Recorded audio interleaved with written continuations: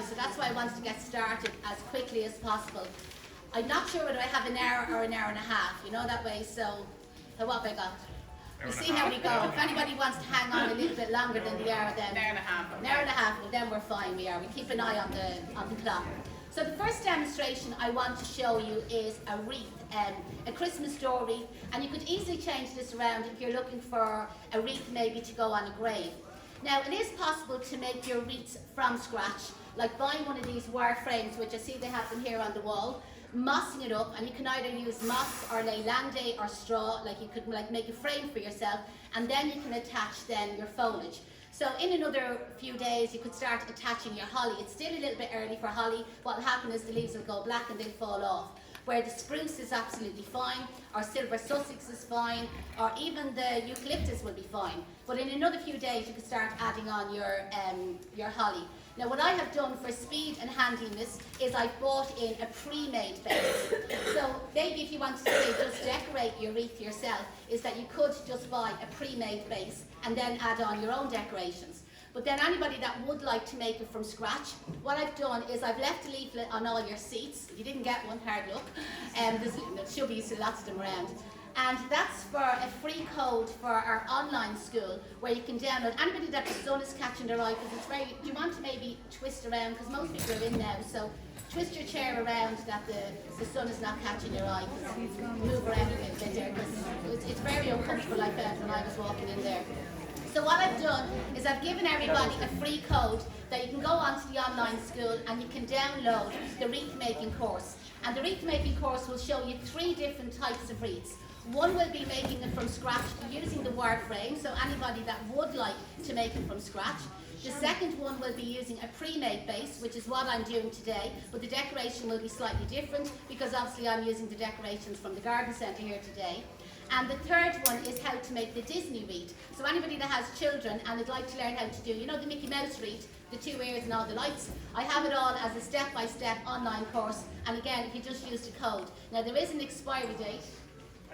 The expiry date is probably on it. Don't be ringing me up whenever the expiry date is gone and saying the code won't work. You've been told now, like Harvey Norman, when they're gone, okay? I'll also get the code, Janette, to the rope garden. Okay, so I'm going to be demonstrating a rope garden as well later on this morning, and again there's a step-by-step for doing that on the online school, and you can download that for free as well. I think you got 3 courses, it's over €300 worth, so you've done well this morning.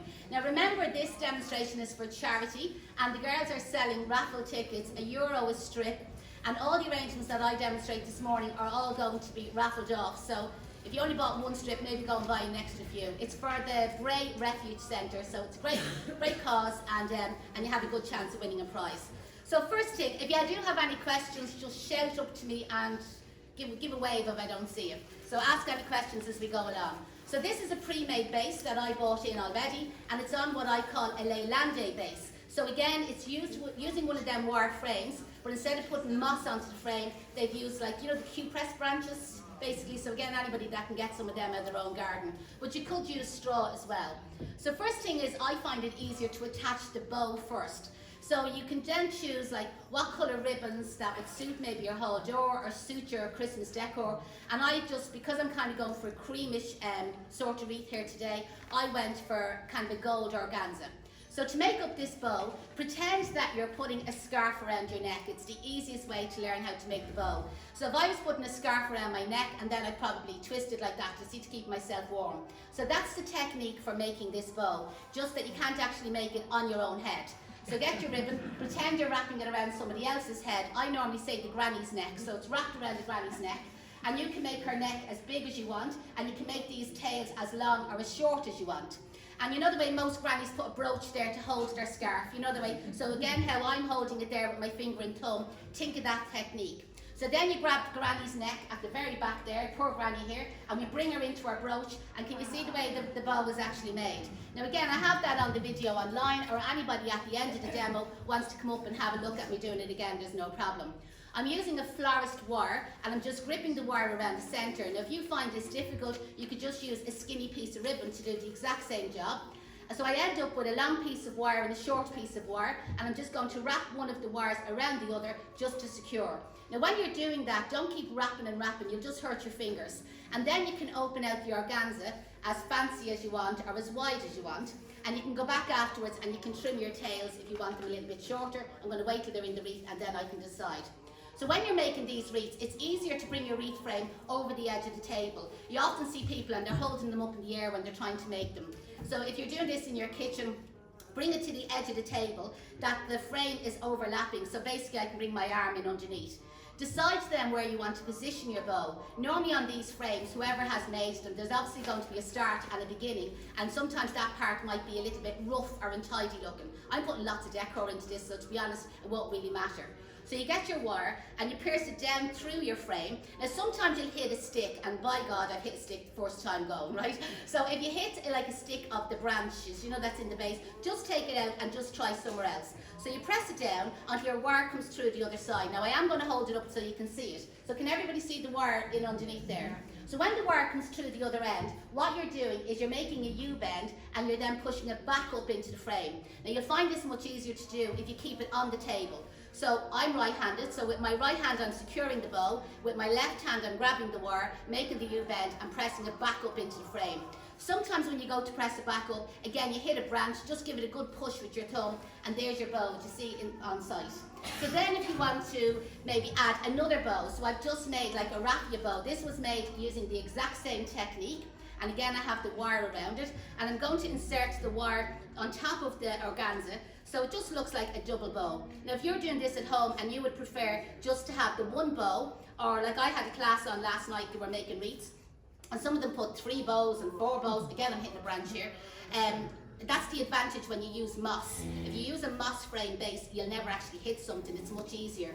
But at the moment, it's very hard to, I don't know about out here if they have moss for sale, but it's very hard, I find, in Dublin to get moss, because most of their licenses have been revoked. You need a license to gather moss. Now I know I often say on the YouTube, go out and rob a bit of moss. You're not supposed to go and rob a bit of moss. If you were watching me lately, when Deirdre was up in Glendalough, the moss jumped off the ground into her handbag. She didn't rob it, you know what I mean? So just see the way I have my raffia bow then, kind of on site there, right?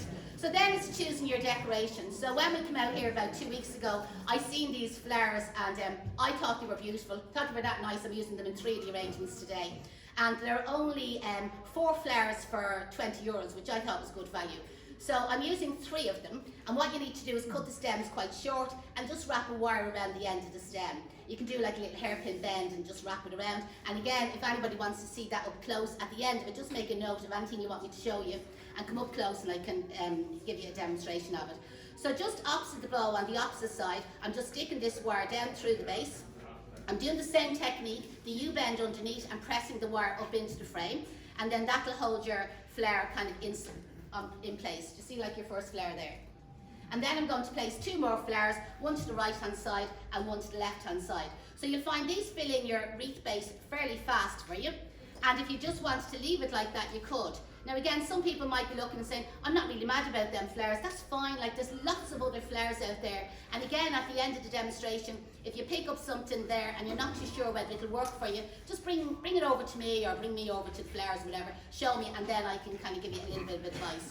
So can you see just there are 3 flowers then sitting into the wreath.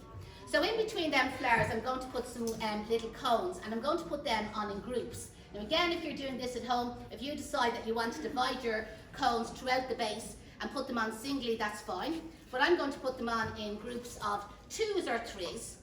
Haven't decided. I find when you're making these sort of, say like wreaths like this, make it up as you go along. You'll always hear the florist talking about being the designer florist. I can say I'm a designer florist, but sometimes I'm designing something and I haven't a clue what I'm going to actually do. And if most florists are honest, they'd say the same. But doesn't it sound much nicer for me to say I'm designing the wreath rather than saying I'm making it up as I'm going along? But if we were all honest, any florist that's here in the audience and say she's dead right, that is exactly what you're doing. We're chancing our arm, you're making it up as you go along. And sometimes you make something and you might be that happy about it, but maybe you're not mad about it, but there's always a customer who does absolutely love it. Or I found, again, on our wreath making classes, the girls were making the wreaths and I know Cindy, I was talking to her earlier on, and she put loads of material into hers, and then she said she went home and I think she said she made 2 wreaths out of everything, she took it all apart. But some people put the kitchen sink into their door wreaths, and they absolutely love it. And then we had a girl last night, if you look at her photographs on Instagram, she made a wreath and she done royal blue and red, and it would have been probably the last colour I would have thought about putting together. Personally, I thought it was absolutely gorgeous. Just to show you there, do you see just the little groups of cones to see in between the flowers? I thought it was beautiful. I posted it on our Instagram page this morning, so have a look yourself and see what you think. Now what I have here is some baubles. So they had the baubles in a tube outside, and there was different colours. There was this colour, and there was kind of a bluey one and a cream one. So I've used the other colours in some of the other arrangements. Now just a little hint, the wire is through the crown, you know, at the top of the bauble, you know, the little hook that normally your string is where you hang it on the Christmas tree. And if you've used baubles at home on your Christmas tree, you normally find that keep falling off, you know, the little crown. So a little trick is just get some glue, a tube of glue, it doesn't have to be florist glue. Get a tube of glue and just put a dab of glue where the crown is tipping the bauble. So if you were to come up close and you looked at my baubles, you'll just see that there's a tiny little dot of blue and it just stops the crown falling off. So when we're using the baubles in the school, we go through thousands of baubles we do every year. And some of the girls to say, God, who glues all your baubles? If you've been watching, again, if you've been watching us on Facebook, Mr. K, our dad sits down every year and he glues all the balls for us. So this glitter stem here, that was like on a garland, and I found it on the left-hand side. I think they had it around one of the stands. So it's probably about 8 or 9 foot long. And I just broke up all the little pieces and I attached a wire to them, and I'm going to insert these into the wreath. Now there was loads on it, so I'm going to use this, all the glitter that was left over, I'm going to use in one of the other designs as well, like later on this morning. So I'm just randomly adding the glitter in and out between the flowers, between the cones and between the baubles. I'm back now creating it, designing it, making it up as I go along. You know the way, being honest. So just kind of like sticking in our little bits of glitter. I've just a little bit done in one section so far. Can you see like that? I just thought the colour was really nice, and I picked up the glitter that was in the centre of the cream flower, which I thought was nice. So any questions so far? Shout up. For wiring the cones. Wiring the cones. So what you do is, you know the petals at the end of the cone, you know where the petals would be open. If you get a strong wire, now I'd recommend a 20 gauge wire. If you have 19, even better. It's a bit difficult with a 22. So what you do is you wrap the wire around the bottom of the cone and leave a short piece sticking out, and then you have the longer piece coming around and they meet together, crisscross, and you just twist them together. So again, at the end of the, I'm going to say at the end of the class, at the end of the class, come up, I've loads of cones with me here, and I'll show you kind of up close, and you can kind of bring one home. Again, it's on the video as well. And again, it's on the video. And on the video, I do it kind of from 3 different directions. So just if anybody is stuck and didn't get it first time, didn't get it second time, we do it 3rd time, and hopefully you'll get it at that stage. I must have picked one of the most difficult bases this morning. You sometimes get a base and everything just flies through it. And then another time you get a second base like I have here, and I'm hitting every bloody wire in it, but I'm getting there so far. Can you see the little bits of glitter? So I'm just working my way around. No particular pattern, no particular system. Again, sometimes people think it has to be 3. It doesn't have to be 3. Who said it has to be 3? Do you know that way? You can do whatever you want. Yeah, if you do, I know I put 3 flowers in, but when I came to the cones, I put them in 2s. Broke the rules. And then I put 4 groups of them in, not 3 groups of them in. And then with the baubles, I did put 3 of them, but I divided them up, and I haven't a clue how many bits of glitter. So again, for anybody that's copying this at home, that you don't feel that you need a certain amount of a material, you know the way, make do absolutely whatever you happen to have. And some of the girls, we didn't have this exact flower now in our classes. It wasn't as nice as this one, but we had a nice silver one. And what some of the girls did was they just put the one flower, like the one flower onto the wreath, and then they used all the rest of the decoration, and it worked out less expensive. So I suppose if somebody wanted to make 4 each, you could buy the 4 flowers, and then just put 1 flower in each wreath. So you can see there how it's going. Now the other little thing that I have, I thought this was just beautiful. Cinderella's carriage, whatever you'd call it. It's obviously a decoration for a Christmas tree, but I just thought the colours were fantastic. So I'm going to try and insert this kind of like up under the bow, that it'll hang down through the middle. Say a prayer for me that this feckin' wire will go through. It's going through for me, it's grand. So I got the wire through, and I'm doing the same thing. I'm hooking the wire into that U-bend, and I'm securing it up into the frame. So to see when it's hanging on the door, to see the little carriage the way it's hanging in the centre. Just thought, when I seen that, I just thought it was gorgeous. And then they have these little birds, and again they're an ornament for the Christmas tree. There's a little clamp at the bottom, you know, for gripping it onto your onto the branch of the tree. And what I did was I just cut a wire around it, and again I'm just sticking the wire down into the frame, hitting the second branch again, and I've another bloody wreath to do this morning, so hopefully the next frame is a little bit easier. And I'm putting the two little lovebirds in. Some of them are lovebirds, but sure, anyway, we pretend that they are now. Yep. Stick the two of them in, and again, if you didn't want to put them in, I think they're nice. And there's your two little lovebirds. And the last thing then is just put a little hanger on it for hanging on the tree. Did I bring a creamy ribbon or put it all down? So what you need is a length of ribbon. Cut your ribbon nice and long. I put my bow at the top. Just in case you're doing this at home, you can put your bow at the bottom if you prefer. So what I'm doing is I'm hooking this ribbon. This is just a cheap florist ribbon around the frame, in under the bow, so just to kind of like hide it. I'm tying it up, bring the two of them roughly the same length. Tie a double knot. A lot of people don't tie the knot onto the frame, and this ribbon keeps moving around all the time. The trick is to tie the double knot, you see, onto the frame, and then with the remaining pieces, decide how long you want your handle. So this depends where your knockers are when you're going to hang it on the door. So you can decide, you can make your string longer to suit your knockers. And there's your wreath. Whoever wins this one, come up to me at the end, and I'll give you a longer piece of ribbon in case your knockers are higher or lower. So that's that wreath done there.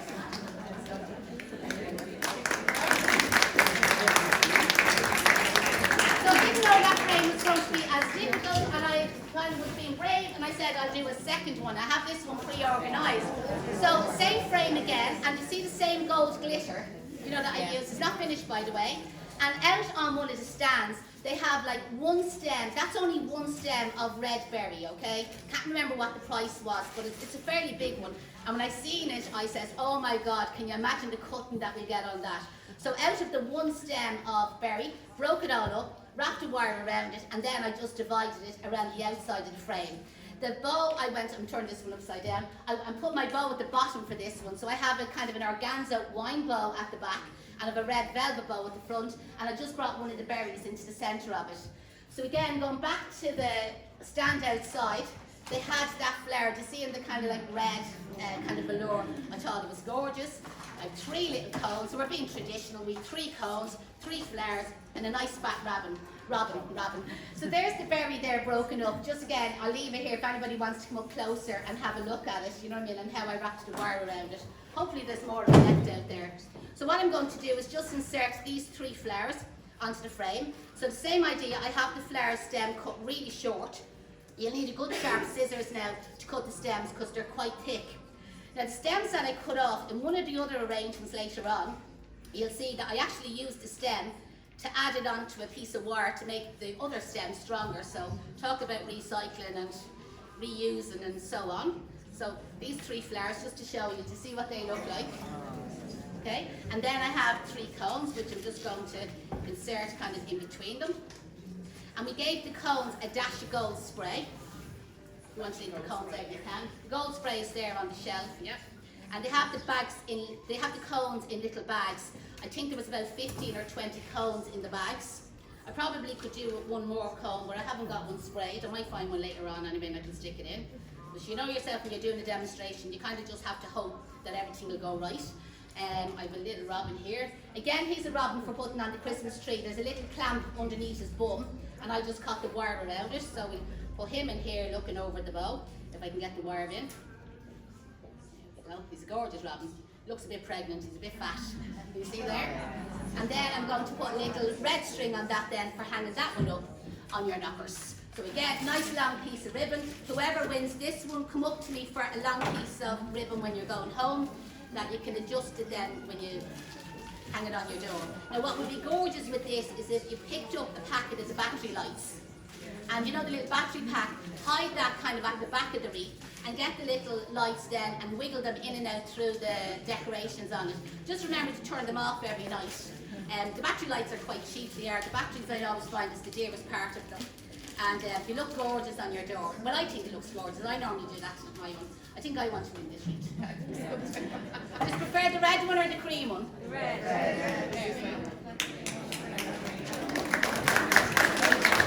So, any questions on the door wreath? You have to do that. So remember, you have the online online video to watch all that again and to see up close how I have that wiring technique. How are we going? 10:47. 47 minutes. Okay, no. 47 minutes left. No. 17. You've used 17. I've only used 17 minutes. That's grand. Right, so I need the turntable for the next one. So this is a ceramic pot that I picked up on one of the shelves somewhere around the place. And I have it filled with dry oasis, so you know the dry floral foam, and I just gave it a dash of gold spray. So this is just a simple arrangement, not too commercial, something that people could copy at home themselves, again using the stems material that was out on the shelf. So these gold cones, just get to tighten up a little bit there. So these stems of gold cones is the colour of them. I just thought that colour was beautiful. So I picked up 3 of them and can't remember what the price were, and I'm not sure if they were in the 3 for 20 section, okay? So I had 3 of them, and I told you I love them flowers, so I went for 3 of them again. And then, do you remember that glitter? This is all out of the same garland, you know that way? So the 2 wreaths I've used it, and then this arrangement here. This is just a little bit of artificial holly, but if you wanted at home, you could actually put fresh holly into it. I know it's dry foam, but should holly sometimes last better out watered, you know that way? So you could just, you know, add in some fresh holly, then take it out afterwards, because the rest of the stuff is not too, you know, it's kind of a neutral kind of a colour, so if you wanted to use it around the rest of the year. And then this little bird, again, it was an ornament for the Christmas tree. There's a little clamp underneath, and I put a wire around the clamp, and to hold it in place, do you remember I said the empty stems? I used one of the empty stems, and I used some gutta tape. I see they have gutta tape on this section here, and that's how I attached it on. Again, I have some gutta tape with me. If anybody wants to see up close how I did that, just come up to me afterwards. And I have a couple of cones, and these little bits here, these were the leaves that was on the stems. So when I cut some of them shorter, and you know the ones off the wreaths, didn't throw them out, you know that way, because I just thought the colour was nice and it'd pick up the theme in the arrangement. So again, I'm recycling, I'm using everything. So I have one of my stems here, and I kind of like pulled it into place. I've left the stem quite long on it, and I'm going to push it right down through the foam. Now normally when I'm teaching fresh flower arranging, I say don't be going through the golf ball. The golf ball is the imaginary centre of your foam, do you know that way? And if you keep going through the golf ball, what will happen is your oasis falls apart. But there's not a lot of material going sideways here, and again this is kind of quite heavy, so to give it a little bit of extra security, that's what I'm going to do. I'm going to press it right down into it. So just near the back, slightly tilted away, standing up this piece kind of straight-ish. I always kind of like to angle them slightly away from you, and you can see the way I went right down into the base. So it just means anybody carrying this one home today, I have carrier bags under the table there, hopefully it won't be wobbling all over the place. I just cut a little bit off this second one, and again I'm just going to step it forward and bring it down into the arrangement as well. Can you see just that sort of effect? And then I have a third one, and I'm just going to, again, just step forward a little bit and bring that one down into the oasis. And again, I'm pushing it quite low down into it. So do you see the step forward? Sometimes when people are doing their arrangements, they do them like a brick wall. You know, everything is along the back wall. They kind of go 3D, like come forward, come forward, come forward. But again, also think of like allowing things to lie back slightly, that you don't get a bump in the front. We call them pregnant flower arrangements, so no bumps in the front. Only the robin is pregnant here today, by the way. So far, anyway. So we have our little flower. Now these flowers came, obviously they're artificial, so they were the same size. But if you're doing this in fresh, because this could easily be turned around into a fresh arrangement, just change the flower foam obviously. What I would suggest doing is if you're using 3 flowers, pick which is the biggest, which is the smallest, and which is the medium one. And always put the biggest flower at the bottom, and always put the smallest flower at the top. The amount of people who do it the wrong way around, they put the big flower at the top, you know the way? So small flower at the top and big flower at the bottom. And how you remember that, think of your body. Small head, big bum. Small flower, big flower, okay? And then you have your middle flower, one in the middle. So this is my longest stem, and I'm just, as you can see, kind of wiggling it down in between the cones and just sitting it down into it. And then because the petals are artificial, I can kind of wiggle them around, you know, that way, and make them kind of sit the way I want them to sit. So you see your first flower there. As I said, these 3 flowers are the same size, so I didn't have to worry about my head, my bum, and me boobs. So then we have our second one. So again, I'm just fixing the flowers into place, and I'm bringing this second flower slightly forward in the arrangement. So again, do you see that? See the way it's going slightly forward? And then our third flower is going to go lower down in the foam. I'm going to bring it quite close to the container. Again, just have a little bit of a fix around. and it's going to go to the opposite side. So sometimes an easy technique is if you go a little bit to the left, a little bit to the right, a little bit to the left, a little bit to the right. And I do emphasize on the little, not miles over to the right and not miles over to the left. A little bit, a little bit. It's just kind of like, and that's how you get your zigzag. So my third flower, I'm placing it kind of low down on the arrangement, low down on the floral foam, I meant to say. And there's our 3 flowers. So can you see our zigzag going down through it? And if you look at it sideways, you see the way you get like a slide. Do you see coming down on it? See that kind of like side view profile? There's no bump. You get a bump, it's pregnant. You know that way. So always watch that with your arrangements, that you're getting that side view profile. Now these leaves, remember the ones I salvaged, recycled, whatever? I'm going to place some of them along the bottom there, just in underneath that flower. And then some of it just coming up above it there, just to kind of continue the green kind of coming down through the stems. Do you see that effect there? Right? So then I have some of the glitter fern. Now, when we were breaking this up, most of the pieces we kept small like this. Now, I used white gutta tape to tape these onto the wires, but you could use the green gutta tape. I don't know why I went for the white. I think just with the white flowers, I said, here, I'll go for the white. But the green would be absolutely perfect. White is not that popular, and it's actually hard to buy. Even in the flower wholesalers, it's hard to buy white gutta tape. So if you have the green, it'll be fine. And this sticker has to be taken off the pot, but I have false nails on, so I can't get a grip on it. So what I did was, I have 3 little sprigs, so 3 of these, and I just kind of made a bigger little fan basically out of them. Do you know that way? So again, they're taped onto one stem. So out to one side of the arrangement, I'm going to insert that right into the floral foam. Not necessarily L-shaped, but can you see the way it's just kind of bringing it to one side? And then on that right hand side there, I'm going to keep a couple more groups of this glittery fern. I think it's nice. It's a bit like, I suppose, the leather leaf. Anybody that works with fresh material, it wouldn't be, I suppose it'd be as close to leather fern as you'd probably get. And again, if you were doing this in fresh flowers, you could use your eucalyptus. Now again, can you see the way I'm stepping in, stepping in, stepping in? And I'm getting closer and closer to the foam there, right? So just kind of like making a nice group of the glitter to one side.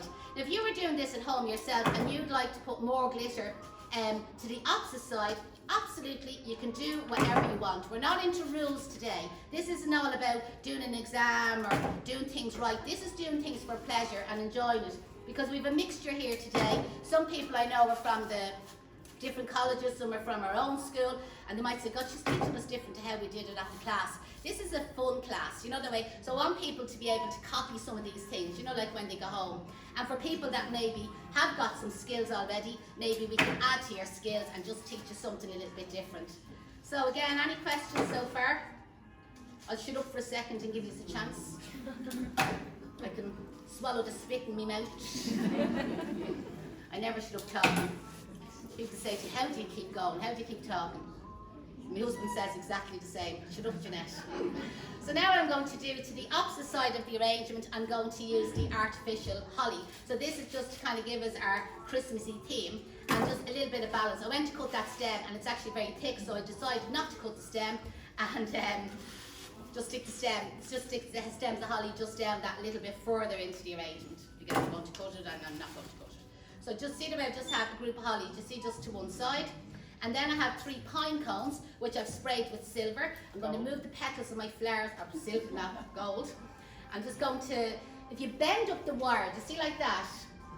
Before you stick it into floral foam, it's less likely to fall out. Where if you just stick the wire straight into the floral foam, the weight of the cone will pull it back out again. So I'm just buckling up the wire and I'm just placing the 3 cones quite close in here, keeping them with the holly, keeping the Christmas theme all over to this side. So just so I see as I turn it around. Just a few more little bits of glitter, which I'm just going to add into the back here as a little bit of a filler. And then to hide the floral foam, so you can see why spraying the floral foam gold, you see before you start, it helps. So if you're doing a black arrangement, spray the Oasis black. If you're doing a green arrangement, you're using a lot of, say, artificial green foliage, spray the Oasis green before you start. So that's where the different colour sprays come in handy. Again, if you're doing an all silver arrangement, spray the foam silver before you start. So this stuff here is called sisal straw or sisal straw. Everybody has a different pronunciation for it. And again, it comes in different colours. I hadn't got it in gold, so I just kind of went for this colour here. So when you're working with this, when you pull it out of the bag, it's like a tight ball of wool. And what you have to do is, like what I'm doing here, is kind of like tease it out. Now this will be inside your bra tonight, fellas and all. You'll find this everywhere tonight when you go home. You sometimes wonder, how did that even get there? And what to attach it to your floral foam, I'm going to use this kind of for hiding the foam at the back, is any little bits of wires that's left over, like is bend them over in half, and we call these like mossing pins. Because if I had fresh moss or dried moss or artificial moss, I could do the same idea, and it's for pinning your moss on. So I'm just going to get some of this slice of straw, rest it on the foam at the back, make a few of these little pins, and they're a bit like hairpins, you know that way, so you're pinning the slice of straw down onto the foam. I'll tidy it up a little bit more, but can you see just that effect? Or sometimes in through the arrangement, and you can kind of see down where the stems are, which probably you can't from where you are, but I can see it. I just get a little ball of this, and then just stick it down there with your fingers. And sometimes it can be nice to be even part of the arrangement. You see that we just stuck a little bit down there, and then I have another little bit to the back. But if anybody has artificial moss or dried moss, and again, they could have it here in the garden centre, like artificial moss, I'm not too sure. Couldn't find half the stuff. It wasn't that I couldn't find half the stuff, there's so much stuff out here. And then what happened was, I started buying stuff for myself, you know that way. So anybody that follows us, you know my dad has a fairy garden, and they had gorgeous fairy houses out there. So the last time I was out here, we went home with a couple of fairy houses for my dad. He doesn't know it's his birthday this weekend, so he'll be getting a fairy house for his present. All the people, we live in Rialto, and it's kind of known, the fairy garden in Rialto, and people bring their kids up and all to see it. And if he knows that kids are coming up, he always leaves a surprise in the garden, you know, that way, so it's the talk of the Rialto. So can you see just the slice of straw at the back there? And you know, if I had another couple of cones, which I haven't, I could put another group of cones there in the back there. But sure, this is all making it up, creating it as we go along. So, do you like that one? Right, where are you going? How are we going with time? Next one. Using the wire rings. I did this one on Facebook yesterday morning, and I think everybody seemed to love it, so I says, here, I'll do it out here today. So using the wire rings that's on display there, this is how to make an alternative table centre. Leave that box there in case anybody wants to bring home one of the arrangements. So a couple of cones. I brought these cones with me. They're bleached cones, but like natural cones, white cones, gold cones, silver cones. And what you do is you get your cone. Most people don't realise that cones are kind of like clockwise, the little petals on them. So you get your cone and you basically screw the cone, do you see, into the wire ring, and then you push it across, do you see, to the side. Push across there, do you see, nice and tight. Now I bought them in bleached, okay, so I didn't actually bleach them myself. So we were having a discussion yesterday. When they said bleached, did they mean sun bleached or domestic bleached? I genuinely haven't got a clue. Kira, do you know? No, haven't got a clue. It said bleached. I just presumed it was domestis. And then Deirdre said yesterday, maybe they mean sun bleached. So genuinely don't know. Sun bleached, yeah. So don't know. I just thought they were different. You know that way towards your natural ones. Which UV bleached. Is that what just the sun? Yeah. But like on a commercial scale. Yeah. Yeah. Oh, Okay. there you go. So artificial sun bleached. Because we were talking about this yesterday. So again. Sunbeds, okay. Sunbeds. So turn on your sunbeds, girls, put your pine cones on it. So see where you screw in your second one and you slide that across. You got the idea? This is something that kids could do, you know, the way. It wouldn't be a commercial idea. A florist would be gone batty in a flower shop doing this, you know, the way, because she'd have 10 other arrangements done. But just somebody at home and they had kids, they'd enjoy doing this, you know what I mean? And it's really easy to screw them in. So you keep going, one in the oven. Ron Blue Peter. So one that we did earlier. So you keep going until all your cones are in. Ignore that wire in the centre. I'll explain that one in a second. And then if you got some twine, or I actually use the mossing wire or the real wire, so this stuff here, which I'll be using later on, it's like a spool of wire, like a spool of thread. But twine will do the exact same job. And I'll have this here if anybody wants to come up later on and have a closer look. I just kind of went around the outside with the wire and twisted it together, and it was just to give it an extra bit of security. That's all it's for. Now that was the bigger one, and that's kind of the smaller one. And the smaller one is a better one. I'm not just saying that because that's the one that you have, but that's the one I'm actually going to use. So what I then wanted to do was to add a dish to the centre. So I see there they have the large posy dishes. Do you see the posy dishes there? Now I brought one from the school, so the one I have is a tiny bit smaller, but that one actually would be better. So what I did to the centre, yeah, Blue Peter, one in the oven, one we did earlier. Do you see the way I have the posy dish? I'll explain now how I attach this to the centre. So you see I have the posy dish, and because my dish only held a third of a block of oasis, I squashed in a half a block of oasis, which is a wrong thing to do, but I've done it because that's all I had.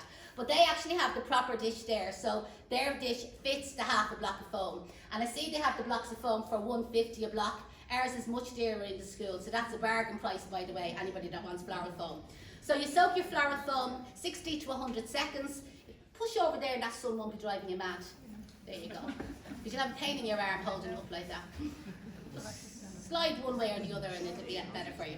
So what I had to do was to make a false space into the bottom of the frame, you see, to stop the posy dish falling through the other side.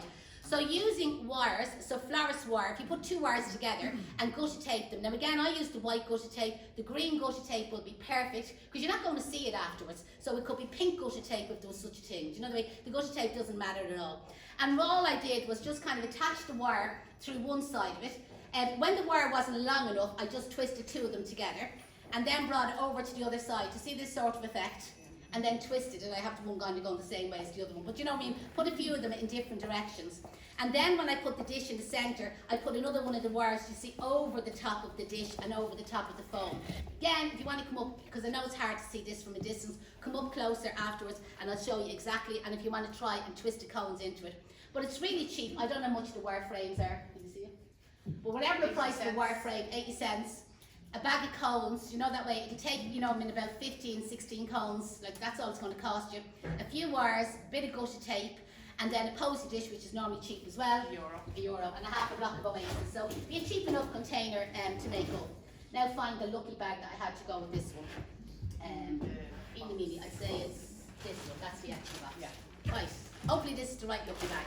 So again, to save time, I cut the greenery up short, kind of like roughly around that size. But you're going to find pieces that are that size and you'll say, Jesus, where's she going? Do you know that way? But when you're cutting up the spruce, you're going to get a mixture of sizes, you know that way? But waste nothing. So again, I kind of went along and you see where they're all cut up. Now you could do this in holly, you could do it in eucalyptus, and you can use it in a mixture of foliage for handiness and keeping things dead simple and keeping to all the one type of greenery.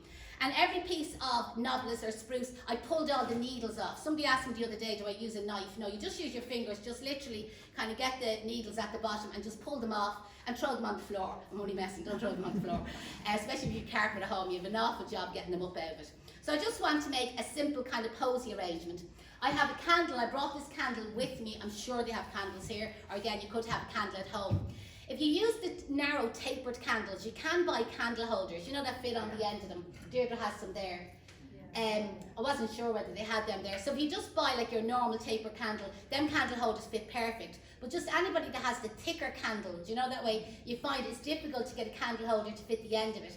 So what I've done is I've taped on three, they're actually waxing sticks. So I was in getting my legs waxed, I said to your woman, will you give us 3 sticks there? Lollipop sticks will do the exact same job. So I've used a bit of anchor tape, you know what I mean, a strong sellotape would do, but you'd be better off with the anchor tape. So you get your candles, you know, your candle, and you push it down into your arrangement. So there's like your centre. I don't know if this turntable is a bit crooked or my dish is a bit crooked or I'm a bit slanted. Doesn't matter, we'll keep going with it. We're creating it and making it as we go along. So what I want to do is cover the gap, you know, that way, between the dish, just kind of hold it up there, you know what I mean, between the dish and the pine cones going around the outside. So if you're doing this with children, get them to cut all the greenery roughly the same size, and then kind of go around the edge of the dish, and the best thing to say to them is make a circle around the edge of the dish, like a little frill or a little curtain. The first thing people do when they take up the greenery is they hold it like that, as if they're going to write. When you're doing anything in the bottom of the arrangement, that's the wrong way to hold it. Because unless I'm a contortionist, I cannot make that piece of greenery to see lie down, to see what sticks up in the air. So if you're doing something to lie at the bottom of an arrangement, a little tip for you is hold your hand on top like that. You see when you go to stick it in. Your stem is less likely to break as well, and you know when you're pushing it in. Now for the rest of the arrangement, it's okay how you hold it, but just for the very bottom pieces. So I'm just holding the dish with one hand, and I'm pushing that piece of greenery in there. I'm turning it around, I'm pushing in there, second little piece of greenery, and you're trying to keep your greenery kind of like low down on the cones, but then I don't want to cover in the pine cones completely, you know what I mean? I kind of do want that we can see them like when it's on your table. So as I said, my dish was a little bit smaller than the dish that they have here, but I had to squash the oasis into it. So I'm looking for the larger pieces of greenery as I turn this around, and I'm making what I'm calling my circle around the outside, which won't be a perfect circle because you all agreed when I was cutting the greenery, I didn't cut it all exactly the same size. That slows you down. Do you know the way? If you keep kind of going along with your greenery and then cutting another bit and then doing this and cutting another bit, that's like parking the car and making 20 attempts at it. If you don't get it right first time, find another parking spot. So it's the same with the flowers, you know that way? Like, try and attempt it. Remember the first time I had to park it in the driveway and I took the corner off the car, and I done it again a few months later. I never done it again after that, you know what I mean? Because it was an expensive lesson. So do the same with the flowers. Cut them too short. It's a cheaper lesson than, you know, taking the corner off the car. But if you make the mistake, you learn then what length to cut your material. So that's our, we'll call that our circle around the outside, but you can see some of them are a little bit longer, some of them are a little bit shorter. And if you want to mix your eucalyptus or your holly or your silver Sussex, whatever you have, mix it in between it. So now I'm going for 3 like shorter pieces of greenery. I am kind of going slightly traditional here.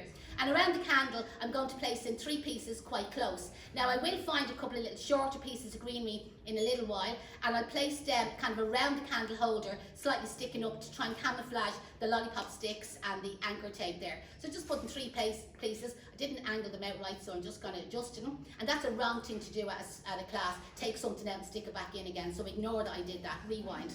So then what I'm going to do is I'm going to get 3 more pieces, and I'm going to go in between them, just down that little bit lower, just kind of pushing them in. And then I'm going to add in a few extra pieces here and there. And once you add these pieces in, slightly angled, so keep turning it. A turntable is handy for doing this sort of arrangement. But if you haven't got a turntable, just use a pot turned upside down at home. And you see the way, just keep turning it around. And it's what I often say to the students, fill in, fill in, fill in. That's what you're doing. You're just turning around and you're filling in anywhere at all that you want to fill in pieces of greenery. Kind of think of it as camouflaging. Well, I just say to the students in the school, it's hard to spell camouflage. Fill is much an easier word to spell. So F-I-L-L. Fill in, fill in, fill in. So this is where I'm finding a couple of them little shorter pieces of greenery that's on the table, and I'm going to use them to try and hide camouflage the anchor tape and the lollipop sticks, or my waxing sticks that's in there. They're clean waxing sticks, by the way. They weren't dirty ones. But like, they're brilliant because they're just that little bit wider than the lollipop sticks. But most art and crafts shops sell lollipop sticks, you know what I mean, so you could use them. Kebab sticks will do a similar job, they're grand. Cocktail sticks are too small, they're not going to be long enough for you to start off with, and they wouldn't be strong enough to support a thick candle. But if it's a skinnier candle, the best thing to do, trial and error. Create it, make it up, see how it goes. That candle is definitely crooked, isn't it? It's just crooked. There we go. So that's the kind of like filled in with foliage. So then you can get your cones. And again, we have our artificial sun bleached cones, okay? I have them wired and I buckled up the wire. And close to the arrangement, I'm just going to put in 3 cones. Sometimes again in floristry we call this 3 around, the number 1 slightly lower on an angle. Your candle being your number 1. So if you weren't putting a candle in there, you could just put a piece of greenery. And then I'm going to put 3 more cones, which again we call 3 in between the last 3. So in between them, but then go down a little bit lower. In between them, but down a little bit lower. Now if you're doing this at home and you want to put in 4 cones, or your kids stick in 20 cones, let them do whatever they want. This is again for fun, do you know that way? And as you can see, it's working out very inexpensive to make, you know, so it's cheap enough and you can have a little bit of fun at it. And you could leave it like that and you could dash a little bit of snow on it. But we found these little baubles. These came in another bobbly thing that I was using, and the rest of the box I'm using in another arrangement. So there was these ones left over, and I said, sure, these will do for this arrangement. So again, I have them wired. We didn't put glue on these ones, did we? No. Oh, I did. No, I did. Did you put down glue on these? So I'm just buckling up the wire, and I'm just going to stick in the 3 little snowballs. Now, that's just like for long glue gun, or you know, tube of glue will do. You only really need the hot glue, as in the floral glue, when you're gluing onto something that's damp. You know, that would have moisture in it. But your normal glue, like for some, they're only airboard, you know, styrofoam. So normal glue would actually do. Now, when we're gluing all our baubles, we do use the glue gun. It's just as handy with 2 or 3 of them kind of going at the same time. Do you know that way? And yeah, the little glue guns is what we use. $9.99. You don't sell glue guns here. $9.99 a little in Aldi. They're the glue guns we use. They're 3 times the price in the florist wholesaler plus the VAT. So go to Lidl. The only thing that's wrong with the glue gun at Lidl is the glue sticks. So the glue sticks that you buy in Lidl are art and craft glue sticks, perfect for that. But like for gluing onto fresh material or gluing fresh flowers that has moisture in them, you need the actual floral glue, which you'll only buy in a flower shop or a florist wholesaler. So we picked up a couple of roses last night. We didn't pick them up, they got delivered. These are just a cheap short stem rose. They're not expensive. So again, I'm not sure if they sell fresh flowers here, but you could go to your local florist and just buy a short stem rose. I thought you'd ordered white in, and I kind of went for white, and then when the delivery came, just lack of communication between the two of us, we see that the roses were red, which should be grand. So I'm going to start off and put 3 roses up near, they're going to be near the snowballs, you know that way, but up near the candles. Now what you could do to make this less expensive is you could put carnations. So you could buy a bunch of baby carnations, you know that way, and it lasts for ages. But again, you could buy longer stem roses with bigger heads on them, do you know the way, and they would be gorgeous, but it's just going to cost that little bit more. And again, if you have kids doing it, you don't want to be giving them a fortune worth of flowers. Baby carnations is probably the best. Again, just to hold that there, you can see the 3 roses. So the handiest way is if you want to put more than 3 roses, get 3 more and go 3 in between the last 3, down a little bit lower. So focus on the 2 red roses that's already in the arrangement and just place another one just a little bit lower down in the foam. Can you see what I've done there? So again, concentrate on the 2 that's around the candle, go in between them and just focus on going down just that little bit lower, and the same over here. So again, you can see if you have 6 roses, you can leave it at 6. If you have more than 6 roses or more than 6 carnations, because obviously if you buy the bunch of carnations, you'll have loads more. So I'm just going to cut a couple of these. I'm not even going to work in 3s now, because I haven't a clue how many I have here. I'm just going to put a few of them around the outside. I'm back creating, by the way. So I'm now being a designer florist. Cut your flowers on a slant, by the way. And like down low, so you can see now I'm holding the flower with my hand on top. Do you see, to make the flower kind of like lie down near the cones. I'm removing some of the foliage on these stems. The only reason I'm removing them is because they're getting in my way. If they weren't getting in my way, and just watch this doesn't fall off the turntable, I would leave them on and be absolutely fine. So can you see that I'm just putting the extra couple of roses, do you see, around the outside? And then we've got another 1 or 2 there, Deirdre. There we go. I haven't counted these, so whoever's the mathematician in the audience can count the roses as I'm going along, and you can substitute it for baby carnations if you want to. It's Brian here today. Brian said to me, don't spare the expenses. Remember he told us? That's what he said. He said, send in the bill afterwards. He said, use whatever you want. So I didn't count the roses when he's putting them in. Don't know when he's here today. Is he around? Brian is actually a past student of mine from a long time ago. We have 1 more red rose, Deirdre, no? Yeah. Oh, it's 1 more there. There we go.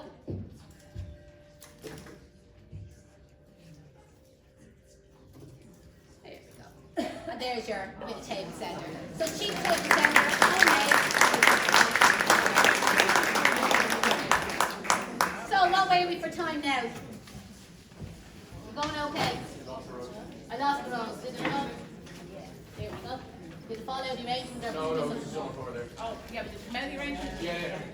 Nothing's rewind. That didn't happen. Jamie, Matt, don't be letting me down with something fell out of the arrangement. I forgot to put him into the arrangement, actually. Oh, yeah. Into the arrangement. Stick him in anywhere at all. Right, the next arrangement, let me see. We'll go for the Oasis rings. So this is another cheap enough table arrangement that you could make, and again an easy enough one that you could just do yourself, and again if you have any small ones at home they could join in to help you. So I see they have the Oasis rings there, €14 was it for 2 of them? $14.99, yeah. So you can make one and then give one as a present. So what you need is your floral Oasis ring, okay? You're going to soak that in water. You might find it awkward to soak if you fill up the sink or the bath big enough, you know what I mean, that you could drop it down that way. But otherwise, put it into a bucket, only parts of it will go down into the bucket. This is kind of wrong, but I do this myself, because the bucket's not wide enough, I just spin it around and spin it around. You're not supposed to do that, you're supposed to let it go down naturally, but sometimes things have to work, you know what I mean, just work around it. So again, I have a few lucky bags here of a bit of spruce, and I have another bit. Didn't give us much of a selection here, really. You said loads of spruce for nothing. Brian said run away on the expense. And a bit of holly, we have a miserable bit of holly. I was looking to see was there a holly bush around that I could drop a bit of holly outside. Our holly is a little bit miserable now, that's being honest. So we'll work on our spruce. I have it all cut. Again, I'm going to use the word approximately the same size. Can you see the way? They're not the same size. We just cut all the greenery roughly the same size, and for speed I have all the needles pulled off the end. So remember, when you go to do this at home yourself, you know the way, that takes a little bit of time, and I'd recommend get a light pair of gardening gloves, because I tell you, the dirt embeds itself into your fingers there and you actually wear the skin away. I'm right-handed, so I'm keeping the bundle of greenery on my right-hand side. This is for speed, especially if you're using a turntable. And rather than putting the greenery in straight, which is probably what most of you would do, which is fine, that's absolutely grand, I'm going to put the greenery in slanted. When I put the greenery in slanted on an angle, I'll use less pieces of foliage and I get better coverage. That's why we do it, you know, that way. But if you decide at home that you want to put them all in straight, that's fine as well. The only thing is when you put them in straight, you'll notice the one that was too long or that was too short. Or the way I do it, you get away with murder, you know the way, so my way is probably an easy way. So, looking at the Oasis ring, I'm pretending I'm at 3 o'clock on the clock, and I'm placing this piece of greenery in on a slant, looking at you. I'm turning the clock around, and the next one goes in at 3 o'clock, looking at you. Turn the clock around, and you see the way you work around. So by having the greenery on my right-hand side as I do this, you see the way it's an easier way to do it. Now, what I had thought about doing, and then I changed my mind, but I picked up this ribbon here, and I was going to pleat it up, you know, like with a stapler, and put some ribbon around the outside, like kind of like showing like where you could match it in with your colour scheme at home. A lot of people have grey kitchens, and that's kind of why I went for the grey. And then anyway, didn't have time, ran out of time, and I didn't bother pleating the ribbon, so I brought it back. So I brought back the 2 rolls of ribbon. They won't be saying that I took the ribbon and I didn't use it. So I'm just working my way all the way around the outside, and as you can see then, even though the pieces are different lengths, you get away with murder, you know, the way when you stick them all in. So that'd be fairly easy to do. Just hold it up there to give you an idea. Right. So then the next thing is start at the top of the ring. And you could use slightly smaller pieces, which I happen to have here, a few smaller pieces. Again, most of them have the needles trimmed off.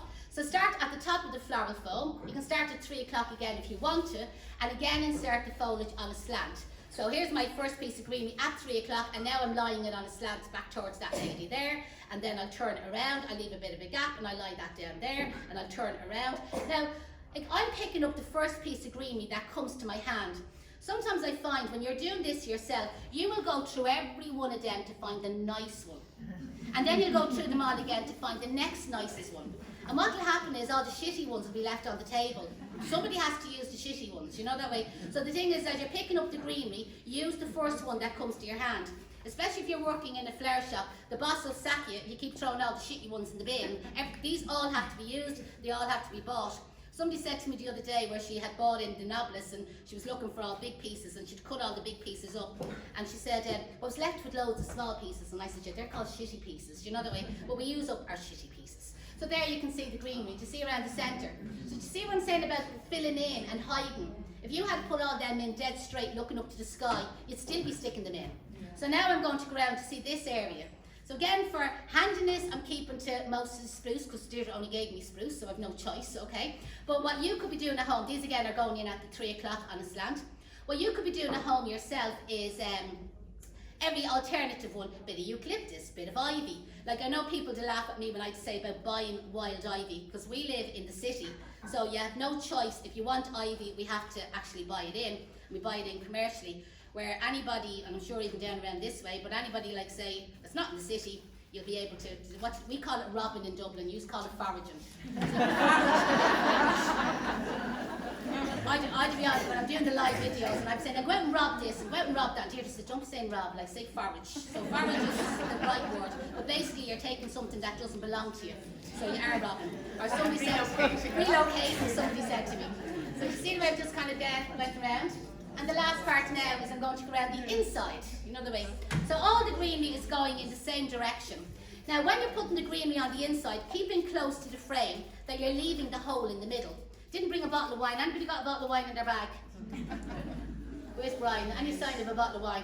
A bottle of wine standing in the centre of this would be absolutely gorgeous, but must have drank it last night, did we? A bottle of wine would be brilliant. But you know what would be lovely as well? I'm not sure if they have any here. You know them glass hurricane vases? Stick one of them in the centre and then put a candle in it. For safety it would be handier. Or you know them the candle holders that they have over there, you could insert them into it and you could add in your tapered candles, you know. It would be a little bit narrow for the wide candles that I used earlier on, but the narrower candles, you know, that way would be fine. Or if anybody was asked to do an Advent, I know Advent was last Sunday, do you know that way? But again, this is kind of an idea how you could make your Advent candle display if you want to. A lot of schools, I know Deirdre had to do one for her kids' school. So that's well covered in there, right? And this would be much nicer if I had some eucalyptus The eucalyptus tree outside there, growing probably. So now I'm just going to randomly add in a little bit of holly. Our holly is a little bit pathetic, you know that way, but we'll turn it around and we'll add little bits of holly here and there. For Feckin Garden Centre, we're a bit skimpy on the foliage, aren't we? Say nothing, we won't be asked back. They say them and their miserable bits of holly that they have, but there's a bit of berry on it, so sure, it'll be grand. Again, we're back creating here, girls and boys, creating it, making it up as we go along. So just banging a bit of holly in here and there. Don't follow any particular pattern. Your eye will tell you. Sometimes look at something, and if your eye says to you, stick a bit in there, well then that's what you do. And you can see you can put in as much or as little holly as you want. And you could do it in all holly. And I always say around the 10th of December, that's when you should start working with loads of holly, and it'll last no problem up to Christmas. Personally, I think before that, I find it doesn't last as long. Do you know what I mean? The leaf goes off. This was holly that I did have. We'd had it in the school already. So I'll shut up for a second, give myself a break. Use any questions? Come on, I'm doing all the talking. He's learning anything? He's enjoying it. That's the main thing. If you're finding it's going really fast, it will be up on YouTube. So I'm not allowed course. So if you work with shitty bits of greenery, by the way, with the small bits of greenery, because you're not allowed course on YouTube. In the last presentation you did, you put the roses into the dry oasis. How would they last? no, that was a wet. That was a wet oasis. The white one was The red roses and the pine cones. Yes. Yeah, that was a wet oasis. So it was a half a block of wet oasis. Right. Now the artificial one, the creamy flowers, that was dry oasis that I used in that one. Okay. Yeah. I'm sorry, I thought it was a dry one. No. No. Like we're ever about putting dried material into fresh oasis, you know that way, but you wouldn't get away with putting fresh flowers into dry Why oasis. not? They Because die. you had a spray painted, that's why it was dry. There was no fresh flowers in that one. That's The one I this one. spray painted. I'm sorry, I beg Yeah, your you're grand. This Were one you here. drinking last night? That's where the bottle of wine went. We found it. That one has dry oasis, and I sprayed that one Spray gold. that one. pardon. Okay. But there's no fresh flowers in that one. Clean your glasses there. Could do another bit of holly in it, but that's all I have, right? So just a little bit of holly, a little bit of good bit of spruce. So now, decoration wise.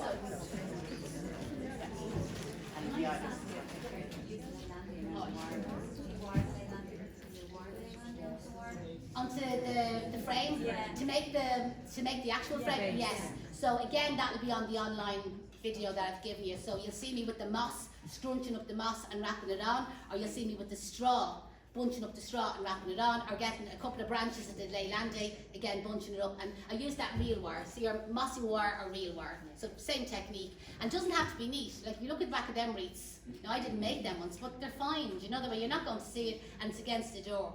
When you go to buy a wreath frame, this is what a lot of people don't realise. Like when you go to buy like a pre-made wreath base, you know, like in your flower shop, garden centre, Super Value or whoever, and you might say, God, that one is such a price and that one is much cheaper. The cheaper one mightn't have a base at the back, so you can't get anything into it. You know that way. Do you see all the decoration I was able to put into my ones? You can only do that if there's a base at the back. Now some people would use an Oasis one to hang on their door. That would fall apart, you know that way. Every time the door opens and closes. So this is more for doing table centres. They're not really great for door wreaths. Unless you've no kids, no visitors, no friends. Then you can use one of them. So I was planning on, I'm going to use the red ilex in this one. Right, so we were having a look at the Christmas decorations. I just thought these were gorgeous. And they're fabulous. Haven't a clue how much they were. We were told just pick whatever you want. So Deirdre cut a wire around the end of them, and we then just used 2 or 3 wires together and put gutter tape over them. The colour of the gutter tape doesn't make any difference. So I'm going to cut a little bit off them, not too much off them, because I want to buckle up the end of the wire as well. So I'm now just buckling up, you see the end of the wire, so that holds the skate in place. And then I should have cut another little bit off it, rewind, so here we go again. Let's get it a little bit shorter. And then we can put our little boot down into our table centre. Just thought that's nice, isn't it? And she needs 2 boots, unless you've only 1 leg. So we get another little boot and we put that in. I just thought they were just so cute. So like without putting lots of, you know, flowers or anything into it. And again, if I left out the holly and put in the silver Sussex or the eucalyptus, because that would last, you know, that way, you could actually nearly have this ready. and you have your decorations. And then nearer the time, you could buy a bunch of flowers, whatever flowers, red roses, white roses, and you could just add them into it. And in the same box where they were, we found the little Christmas trees. So these all had like a little thread out them, you know, for hanging on your tree. So we just cut the thread off, attached a wire around it, used 2 or 3 wires together for strength, and again, we've gutted taped them. So I'm going to cut a little bit off the wire, but not too short, because I'm going to buckle up the wire at the end. That's what makes them really secure, you see. And again, we'll find another little spot, and we'll add in our little Christmas trees. And if you wanted, you could just add to 1 Christmas tree, but we're having a forest. So, 2 Christmas trees. There we go. They just have that. And in the same box, they had the butterflies. Oh, they were gorgeous as well. It's kind of a little bit of silver on them and a diamante. So, same idea. We wired them, we cut the little threads off, cutting a little bit off the end of the wire, buckling up the end of it. And I might cut this one a bit shorter because I kind of want the butterfly to look like he landed on the holly. There we go. Go sideways there, that you can see it. And then we put another one. So you can just see 6 decorations off your Christmas tree. How you could just decorate this if you wanted it. Again, you could do it with flowers if you preferred. And these were in the same box. What do you call it? Chestnuts. Acorns. So 2 acorns. They were gorgeous to us. This is kind of like British. What? There's 3 of them. Oh, there's 3 of them. Okay, so we'll find a little spot and we'll put 3 little chestnuts. You could divide them up and put them in ones if you want to.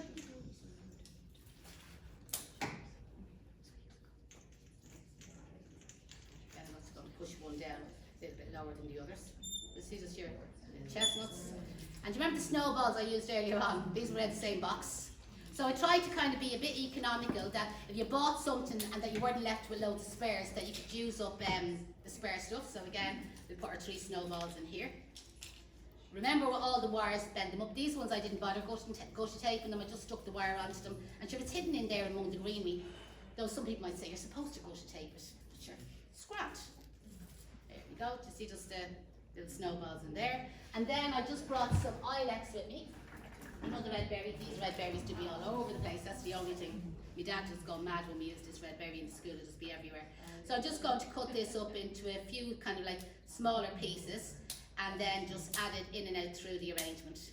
This lasts for ages, by the way. So if you do have any of this left over, just stick it in a vase of water, very small amount of water in the end of it, and next Easter, and I'm not exaggerating when I say next Easter, you'll still have it. They'll be after shrinking the little balls on it, you know, be after shrinking smaller, but it still looks fine. Do you know the way I had it myself? That's why I know it lasted Easter, because I had it 1 year myself for ages and ages and ages. So you see just a little bits of berry going through it. But if you had holly with lots of berry on it, I don't know, what's the holly like out here?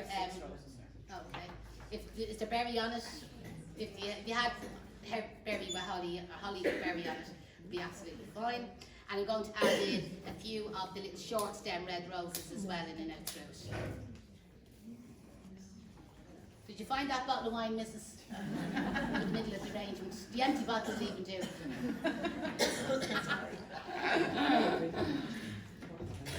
So again, we get a couple of roses.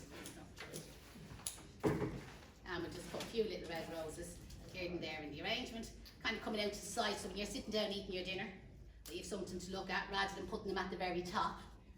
But again, it's personal. And you'll be hoping, these roses just come in last night, so they'll blow slightly, they will. I did actually, when the delivery came in last night, I brought them home and had them in the heat, hoping that they'd open a little bit, but they didn't blow that much. But then they're only little short stem ones, so they're not going to blow huge. And just another little bit of the berry here and there. So, any questions? Who's Kay? Kay is our mum, so she's retired, she's 73, 74 now, so she retired when she was 65. So we don't have a flower shop, we don't. A lot of people think we have. So back 30 odd years ago, 30, 40 years ago, our mum would have had a flower shop in Rialto on the South Circular Road, and it was called Kay's Florist. And then 32 years ago, she would have opened up Kay's Flower School, which is upstairs over the flower shop. But then 20 odd years ago, she sold the flower shop, and it's now been under 3 different owners, and they've always continued on the name. So everybody presumes we have a flower shop in Rialto, but it has nothing got to do with us. But the girl that works there, that owns it, is absolutely lovely. She's a lovely florist. She does great stuff, and that's what I'd say. If anybody ever needs stuff, I'd say should just contact Linda. You know, that way, like anybody that's over our direction. But a lot of people to be ringing. Like I was at the gym the other morning, and the fella in the gym says to me, "I was up in Case Flowers the other day looking for you," and I says, "No, I'd be upstairs and it's not connected." And of course he was probably in looking for a deal, a discount. Of course he probably wasn't getting it, but she obviously wouldn't have known him. But it's okay as our mum. And Mr. K, as we to say, I know some of you were saying you did follow his traffic cones that he makes into the park, into lighthouses and Dutch houses. Follow us on Instagram, you'll see them. He's 76 this Saturday, he is. That's what I told you, I'm getting the fairy house for him.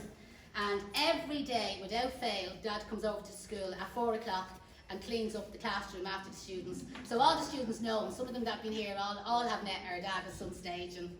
And he was out rowing on the Liffey there last week. So if you've seen any of the boats going up the Liffey, that was my dad. He'd just be on the bus shelters, and he'd just be on the big billboards. So he's known as Billboards John. So he's famous, he is. So there's just a simple arrangement, just using a little bit of berry, a couple of roses, and a bit of So the hurricane base in the centre with a candle in the centre of it would be lovely as well. So, God, it's warm in here now, isn't it? What time is it now? 11:30. So I've only an hour done. So we're grand. So we have another little bit, so we're fine. Because the last time I was here, I ran way over. Okay, so next one. I think we'll do the rope. Seem to get a lot of people asking us about the rope. So, who's the cleaners coming in here? Dad will be in afterwards to clean. This is me in the school. Just sweep it onto the floor. A lot of people, this year especially, were asking about making a garland for going on their staircase, or maybe around their doorway, or fireplace, mantelpiece, whatever. And you can buy a floral oasis, you know, an oasis floral frame for making one of them, but you're really restricted with the size of it because it's like a sausage of oasis. It's in like a netty bag, works out really expensive, but you can't get a lot of material into it. So I won't say I devised it, but I kind of did. I created this design, designed it, made it up as I went along, using a rope, okay? So you can get your rope to be obviously whatever length you want. Now it takes me a long time to do a 9-foot garland, but on the online course that I've given you free access to, you'll see me doing a 9-foot garland, you know, for going down the centre of your table for Christmas. Now if you made it now and you put it indoors, it's not going to last, okay? Where they only last about 7 to 10 days, but that's in a cold area, right? So if you were going to make it maybe a week or so before Christmas, store this out in your garage or your shed, and then maybe Christmas Eve bring it in, put it on the table, and then you'll get 3-4 days out of it, you know, that way, you know, in the heat of your house. But when I was normally say demonstrating this at the class, as I said, it takes, not that it takes ages, but it takes a while to do 9-foot one. So normally I do a few foot, and then I say, you keep going. It's the same thing, you just keep going till you've 9 foot done, or 10 foot, or whatever. And then one of the days I had a small bit done, and I said, you know what, that would be gorgeous as a swag for your door. So I have changed it around, so even though I'm telling you it's a garland, it can also be an alternative swag for your door. And you know a lot of people now are looking for foam free, like not using oasis or not using floral foam. So this is a foam free idea. So you need a rope, which you can buy in a building providers, and you need whatever types of greenery you can get your hands on. So go out and forage and rob and get loads and loads of greenery. Now when you're doing this on your own, the handiest thing to do is make little bunches. You see what I have done there, right? So in that bunch, I'll just unravel the wire off it so that you see it yourself. So because I'm doing this on my own and I don't have anybody to hand it to me, right? I've made them all into bunches. So we would have cut up all the greenery roughly the same size, because I'm not particular about my measurements. And then I would have just taken up a bit of spruce. A bit of, you call it Sussex silver, I call it silver Sussex. So a bit of your silver, whatever you call it, and a bit of holly. Do you see this sort of effect? Very, very casually. You needn't worry about which one is on top or which one is underneath or which one is to the right or the left. Once it just feels comfortable in your hand. And if you hold it, I'm right-handed, so I'm now going to hold it in my left hand. So hold it with your left hand, get yourself a florist wire, a piece of twine will do the exact same job. And you see the way I'm just wrapping the wire around the end of it. And then just put your bunch down, and there's another little bunch which is a different size altogether, and there's another bunch which is a different size. So again, I've roughly made my bunches the same size. Can you see the way I haven't made them the same size? So depending on, I'm going to use about 10 or 12 bunches today to make a swag. But so you can imagine if you go the length of the table, you're going to need an awful lot. But I'm going to make mine quite chunky as well. So if you want to make yours skinnier, you'll use less bunches. But as I said, there's a video of this, and in the video I also show you how to attach, there's a real miserable one, I show you how to attach the flowers into it as well. You know, like for fresh flowers, if you were doing it for a wedding, or for maybe going around an archway of a doorway. There's loads of things that you can do with it. So all you need is your greenery that you forage for nothing, that's going to cost you nothing. You need a rope, which is very cheap, okay? And you need a roll of real wire. I presume they have real wire for sale here. You can see it here now. But a ball of twine. You ask one of the staff, these last you for ages, you know that way. Somebody asked me the other day how many garlands. You would get possibly 2 9, 10 foot garlands out of the one roll of wire, you know that way, so it'll last you for ages. So what you have to do is get your real wire and attach it to the beginning of the rope, and all I'm doing is I'm just wrapping around the same spot. You see 3 or 4 or 5 times, and it's easier to do this kind of like flat on the table. Now if I had a good junior, just in case you're saying, that's a lot of time wiring up all them bits of, you know, bunches of greenery. That probably took me about 8 or 10 minutes to do. It probably took me longer to cut the bloody foliage, you know the way, 8 or 10 minutes to wrap the wire around it. But if she was a good junior, you see, she could just hand me this bunch. So she could just pick up the Sussex silver, the holly, the eucalyptus, whatever it is, and she'd hand me the bunch like so, and I wouldn't need that wire on it. But I hadn't got her trained in, so I have to do it on my own. So you get your first bunch of foliage. Picking a nice bunch to start. Picking this one here. No, I'm going to eeny, meeny, miny, mo. Oh, stick with the one I picked up. And I'm going to get this first piece of foliage, and I'm going to rest it on the rope. Can you see like that? If you wanted to hide the rope, like if this is going on your table, you're not going to see the rope, and I'll show you the back of it anyway afterwards. You'll see very, very little of the rope. But if you happen to be putting it somewhere, maybe on the banisters of your stairs, when you're going up the stairs, you are going to see, you know, the rope at the back. So you could cover the rope in green florist ribbon or green anchor tape beforehand, or you could just add a piece of greenery to the back of it as you go along. Do you know that way? Or you could buy a green rope, yeah. That's even better. But yeah, bright blue. The last one I had was bright orange. Yeah. It's whatever Lidl or Aldi happens to have when I go up there, that's the colour rope that I use. So, as I said, it's easier to do it on the flat of the table. So you get your first piece of greenery, position it onto your rope, you have your real wire, and you go around that spot 3 or 4 or 5 times. You see, like pulling it right nice and tight. Now, you could use your ball of twine. You know, like garden twine would do and I'm sure you have garden twine here, it would do the exact same job. Now the trick is not to just stop where you wrap it, okay? Is now continue wrapping the wire onto the rope, and I'm saying go down about, I'm old, so I'm saying 1 or 2 inches, but what would be 3 or 4 centimetres, you know that way there about. Come down onto the rope to see where I'm down to about here, right? So keep a line on the table, which the ribbon, there we go. Forgot to put on my hat, Jesus Christ. We're all in the Christmas mood now. So then you get 2 more bunches of foliage, and you place one on, so they're coming down lower, right? So one is going to the right hand side and one is going into the left hand side, and this is what makes it chunky, okay? Notice how I'll hold it up just so you can kind of see the effect.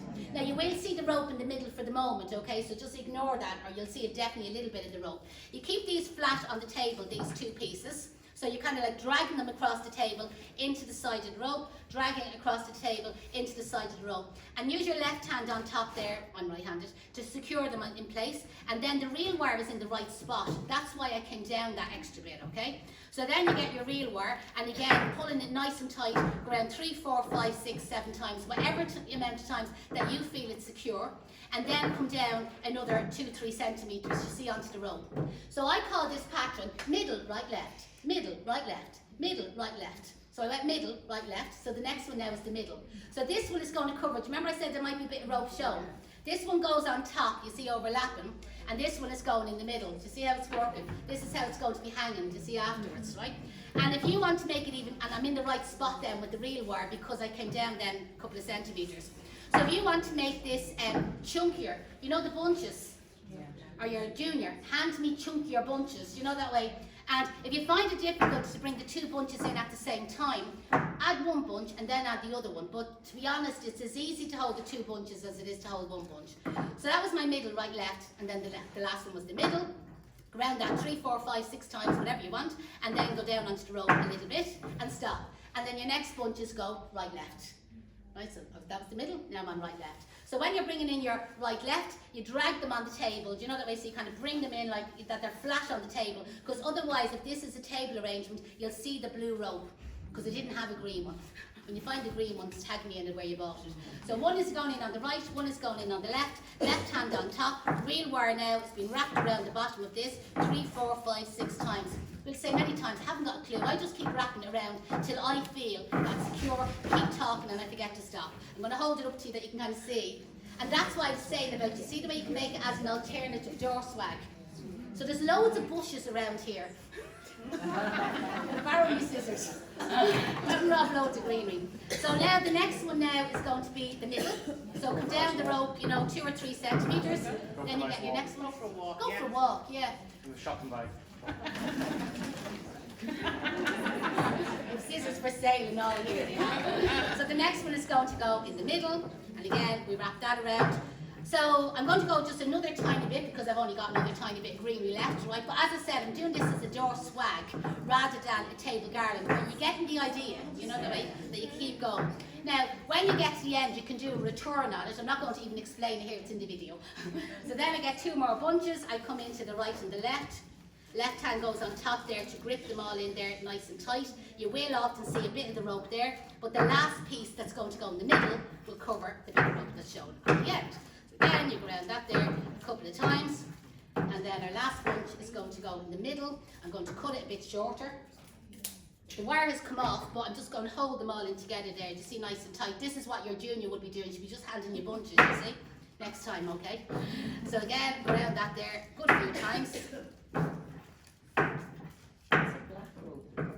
Yeah. But the floral foam. Yeah, but you see, the idea is that, do you remember I said I was going to do an environmentally free one, so we weren't using any floral foam? But if you use black, it's the same principle if you use black rope. Oh, black rope, sorry, yeah, absolutely, yes. Sorry. I thought you said black foam, because you can get black foam, sorry. Yeah, black rope, green rope. So when you find all the different colour ropes, tell me where you're buying it. So I'm now going to cut my blue rope off. Here we go. Just so you can kind of see. Right. So then I'm going to get the green anchor tape and cover, the wire there at the bottom. Wider anchor tape is better. The shellac nails are terrible for this, by the way, trying to get the beginning of things. You haven't got the wide anchor tape, or you haven't got any anchor tape, bit of sellotape, and then go over it with green ribbon or blue ribbon or whatever colour ribbon you want, okay? It's all just kind of for finishing off the mechanics, that I'm not leaving any raw wires there kind of showing at the bottom, and just trying to be a little bit neat. I'm not one of the neatest florists around. I'm a fast florist, but I'm not a neat florist. So again, cut that off there. And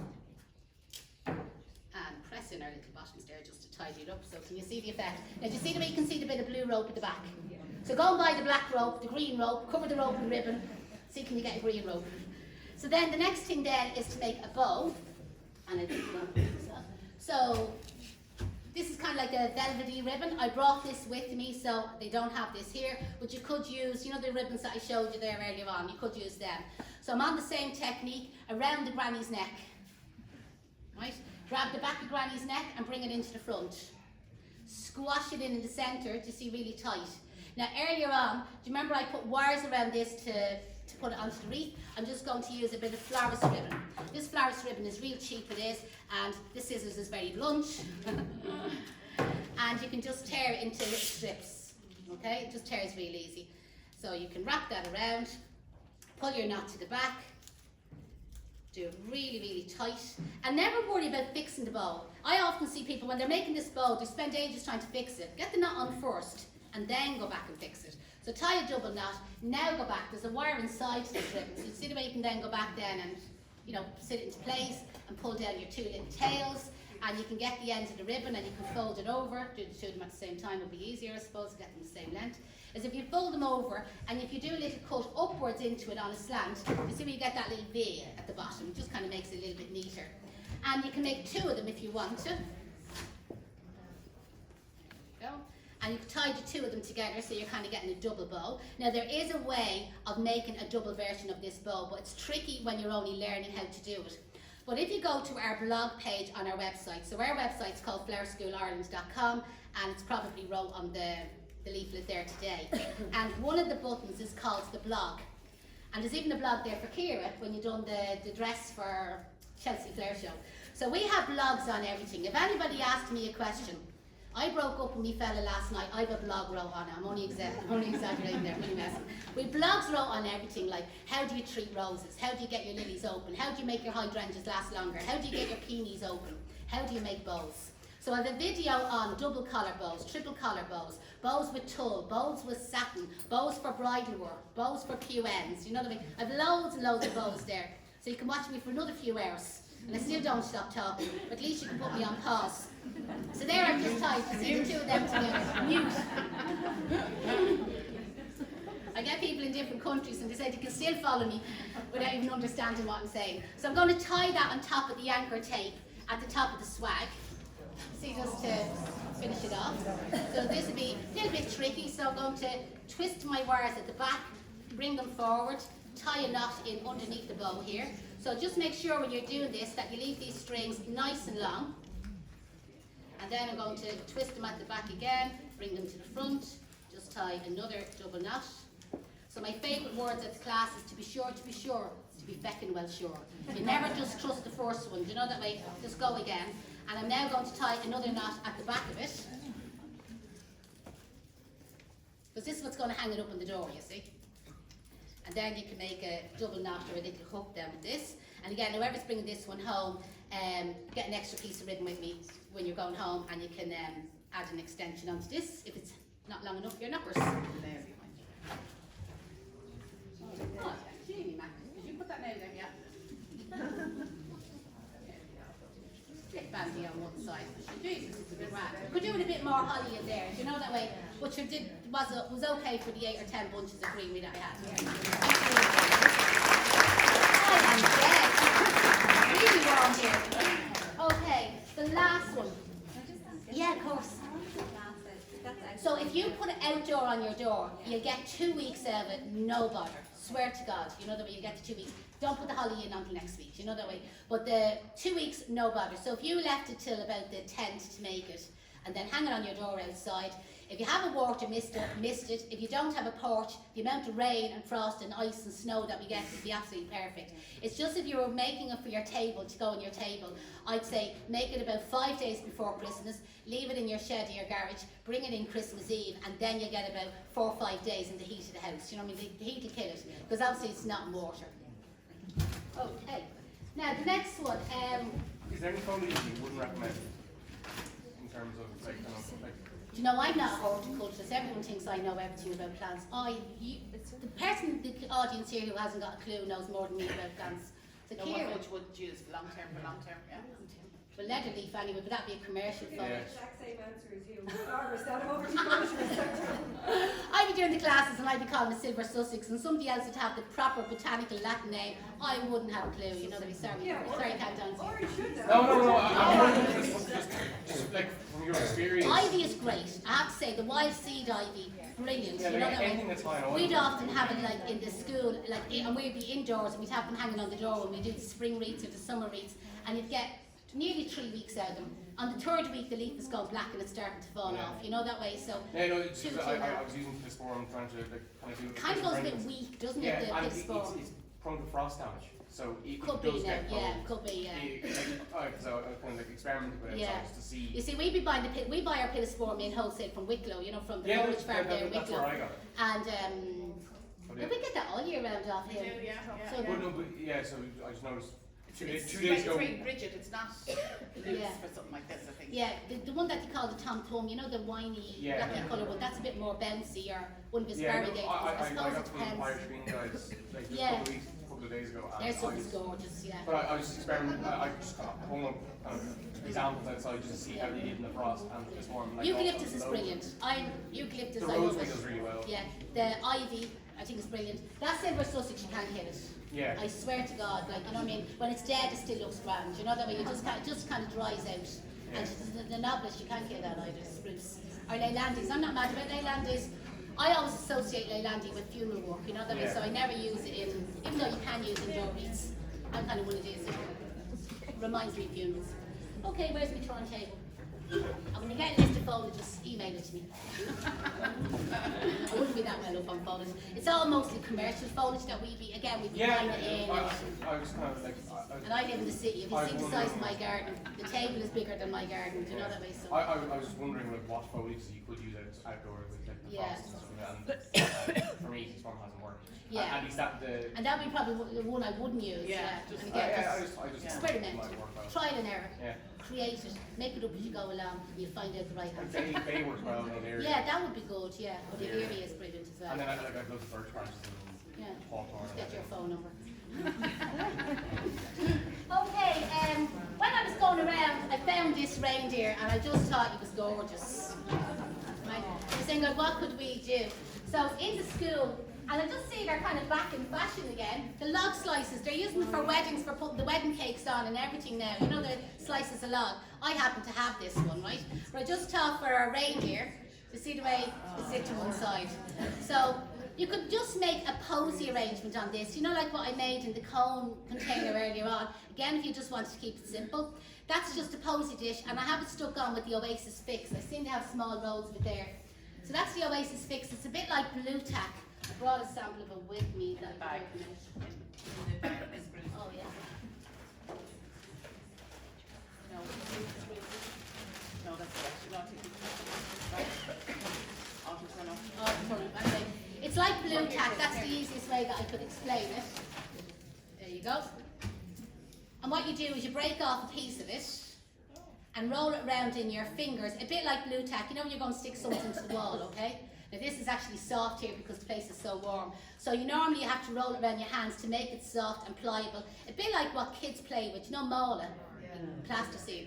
Right, so you just roll that around. You make a few like kind of like balls for yourself or little sausagey sort of shapes, but don't flatten it down. Kind of like leave it, you know, like into a ball shape or a sausage shape. Stick it to the end of the dish and then press the dish down onto whatever base you decide to use. And it's fairly secure. Once it gets cold, it goes hard, and it's also waterproof. Now, because I would attempt to hold that upside down to show you how strong it is, but because it's so warm in here, I'm just afraid that the fix has gone warm again. Do you know the way on it? So I'm not going to attempt it. And you could stick the reindeer on as well, but I'd be kind of more thinking of like packing him away safe after Christmas, you know, with your ornaments, and then bringing him back out like next year. So you don't have to use the log slice. You could use like a spray tray or a Delft container, a sandwich tray that you have at home. Do you know that way? It was just, I just thought the colours would kind of like match in with it. And because I think even here they have the log slices for, they weren't as big as this now, but they have log slices for sale. And I says, here, I had some of them in school. I'll bring one of these out. So I have some foliage. This one is not cut up to the same size. I have a mixture of lengths here. I have big ones and small ones and medium ones. And again, Pittsburgh would be grand here, a bit of eucalyptus. But this was glitter that they had for sale out there as well. And you could use this in the wreaths. These were sold by the stem, and I'm not sure, it wasn't the 4 for 20 because it was much cheaper it was. Can't remember how much this was. So it was individual stems. And I have 3 stems of them, and I just have them all kind of like broken up into smaller pieces. But you could wear all them smaller ones and use them in the wreaths. You know that I did earlier on? I just loved the other colour that was there, you know the way, so that's why I went for it. But you could. Now again, I went for this kind of glittery gold to kind of pick up the colours, you see, in your reindeer. So that's kind of, I went for them ones there, right? Now you could do this in artificial. I'm putting fresh greenery into it, so that's why I'm using the wet Oasis. Alright, just in case it falls off. But you could, you know, make it in completely artificial if you want to. But if you were making it in fresh, like say what I'm doing, and adding in the fresh foliage, what you could do is pull out all these pieces and then put them by for next year and reuse them again. The only thing that will happen is the tape will get a bit soggy, but you're a new piece of dry tape over it, it'll probably dry out anyway. So I have the greenery cut up, and I have the spruce or the glitter cut up, and I'm going to use these orangey roses. which we didn't look up the variety. Yeah, I meant to. So don't ask me what variety it is there, because I haven't got a clue. Don't be showing me up that I don't know the answer. Oh, I just want to go. Somebody else, there's always one that asks you the awkward question. I couldn't care less. I'll own up and say I don't know the variety. We went online, I seen the colour, and I said, Jesus, wouldn't they be lovely with the reindeer? Do you know that way? And that's why I went for them. They were as thorny as hell they were when they came in last night. So I used the dethorner. This is what I use for taking my thorns off. You know that way? So just up and down, up and down, up and down. There you go. And that takes on. They're already off. You know the way. So I didn't obviously have to do it. So they're a great little gadget if you ever see them around. So I'll start off with a taller piece of foliage, and I'm going to start near the back of the arrangement. I'm going to again keep this simple. We're not going to talk points or numbers or rules or principles. We're just going to stick it in. So a bit of greenery standing up at the back of the arrangement, slightly tilted away from you. That kind of gives you a visual balance in your arrangement. Now you could make this L shape, you could make it modern, you could make it triangular, you can do whatever shape you want, okay? But the thing is, I'm going to be using some of this glitter, so can you see the way that's going to come up then slightly over it? You see, so the greenery is just kind of like a see-through effect. And do you know what, if you wanted to leave the greenery out altogether and just keep to the goals, you know that way it would be fine, and then hide your oasis. It's just hiding the oasis afterwards is the awkward part. And then I am going to make it slightly irregular, you know, like kind of going over to one side, because the reindeer is going to be sitting in here in the forest, you know that way, among all the spruce. So over to my right, as I look at it, I'm just kind of bringing like this long piece of, and I'm after coming through my oasis on top there, which that shouldn't have happened, so don't see that. And then a little piece of the glitter, do you see, just kind of falling down, do you see there? So I'll just kind of show you, do you see the way he'll be sitting in here? So that's why I'm kind of going slightly irregular. Again, it's like we had kind of a modern design. This is kind of probably more of a traditional design. Some people like it, some people don't like it. Again, to the opposite corner, I'm just bringing a shorter little piece of greenery, and again, you can bring a little bit of glitter, do you see, over that there. And just along the front then, I'm going to use kind of like medium to small pieces of greenery, slightly hanging downwards, to try and hide or camouflage our little posy dish that's there. So to get them to hang down, do you remember the hand on top technique that I told you? That you're kind of like pushing it slightly up into your floral foam, slightly up into your floral foam, and we've got a smaller one here, and slightly up into the floral foam. A skinnier one would be better. And then we can bring a little bit of glitter down on top of that then afterwards. You see kind of how it's working out. So just trying to keep it as a simple kind of irregular shape that you can kind of follow yourself at home. Now, when you're doing this sort of design, then you need to be stepping forward. Do you remember when I was doing the silk arrangement and the way I said, step forward, step forward, step forward, but think of the side profile that it's not pregnant. So with some of the kind of medium-ish pieces of greenery, just kind of stepping forward slightly on that side, stepping forward slightly on the opposite side, just turn that around to you. So if you look at it sideways, do you see that I'm stepping forward? Okay? And then some smaller little pieces, and I often call these like darts, that you're kind of sticking them in on an angle that they're coming out with your chest, you know that way. So short little pieces. I'm going to cut this one a little bit shorter. Actually, I have a grand little chunky one here. This will do perfect. I'm going to stick this little chunky one in there. And do you see the way it kind of camouflages? Do you see the front? Where again, a mistake a lot of people make is to put everything in straight, you know that way, like don't be afraid to angle as you come down here, the front of the arrangements. And then you can bring a little bit of greenery out to the side, and it depends on how wide or how full you want to make this arrangement yourself. Again, keeping it very casual, sticking a little piece of greenery in over there, maybe sticking a little piece over here, and then a little bit in on the left hand side. There we go. I'll follow all that with a little bit of glitter in a minute. Right. And again, if you didn't like the log, you could just make the arrangement on its own, you know that way, and you could make both sides the same size, you know that way, make it kind of more symmetrical, and if that's what you wanted. As I said, I'm going L shape because of the base that's here. So then adding in a few more little bits of glitter, I'm stepping the glitter down through the arrangement, like the way I brought the foliage down through it.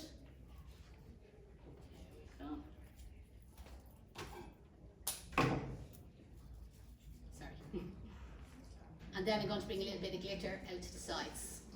Now, if you found it easier to do this, you could just keep to all greenery and then add the glitter, or go all glitter and then add the greenery in. Sorry, they're really strong stems there. Close your eyes when you see me cutting. Secateurs probably, or a wire cutters probably would be handier just for yourself at home. And I will stick something into the back of the arrangements. I was always taught about the L one in the other bed.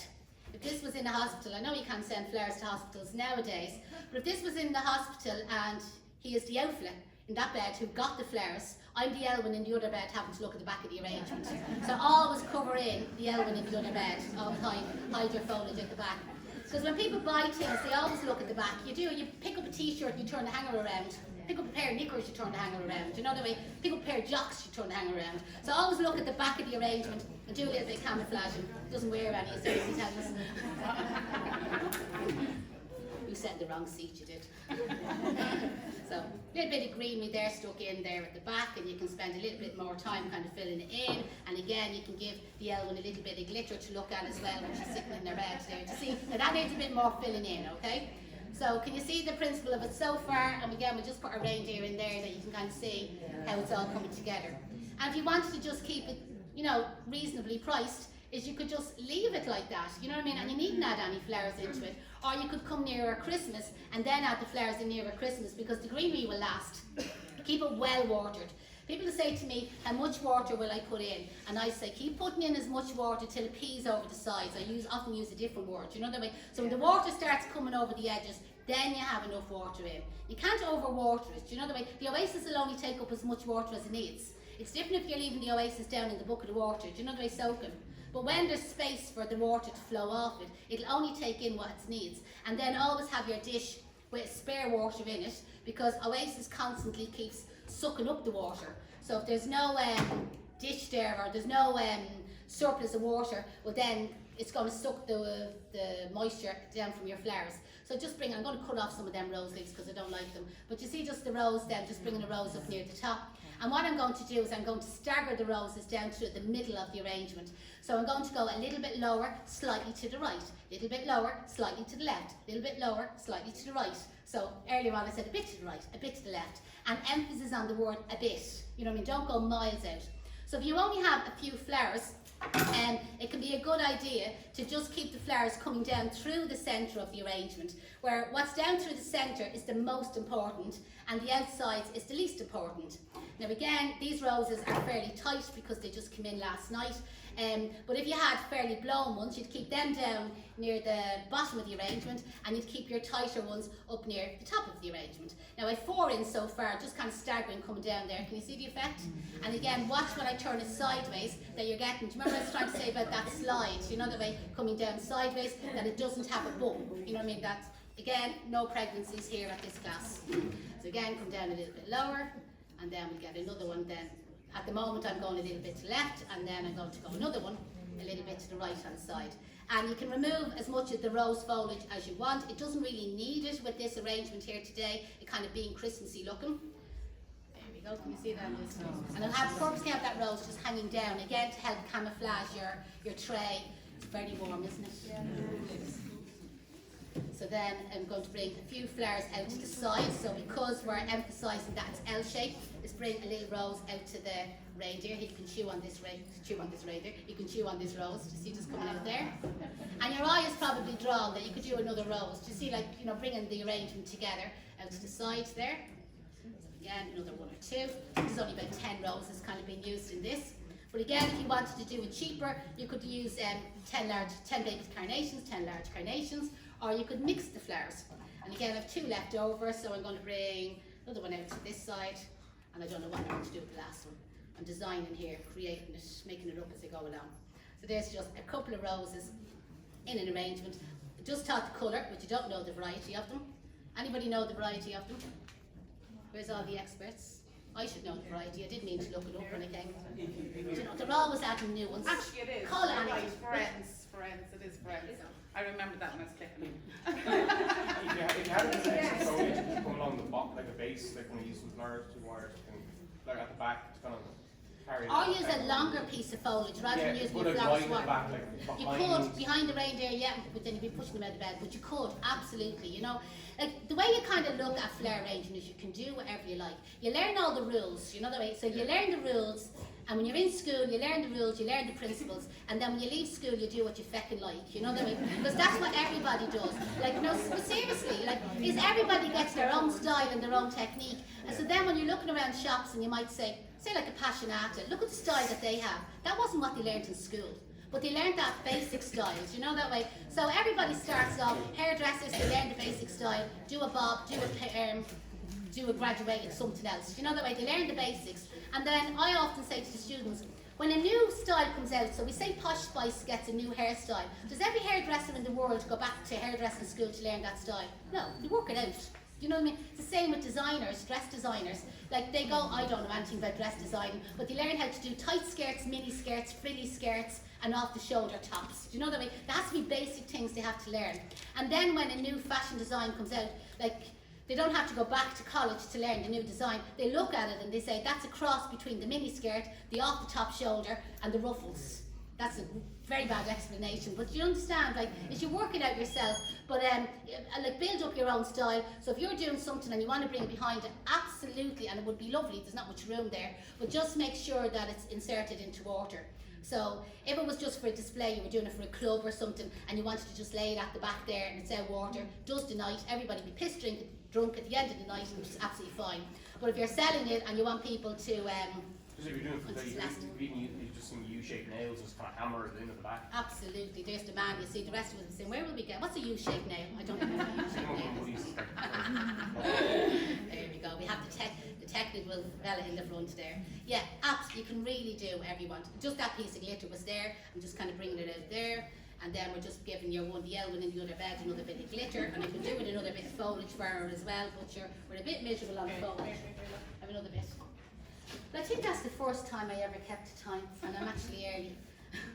I was a bit panicked that I wouldn't get everything done, because I was saying on the Facebook there, I was doing 7 arrangements, and somebody was saying, you won't do 7 arrangements in that space of time.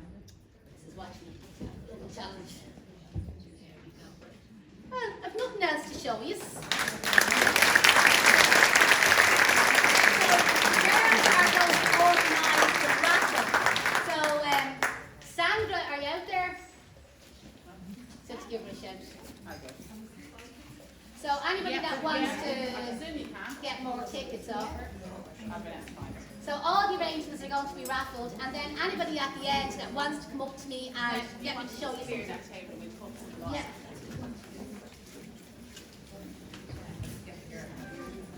And I have a big box here for anybody with the reindeer one. You can put it. It sits. The box fits the base. I'm going to stick this spare.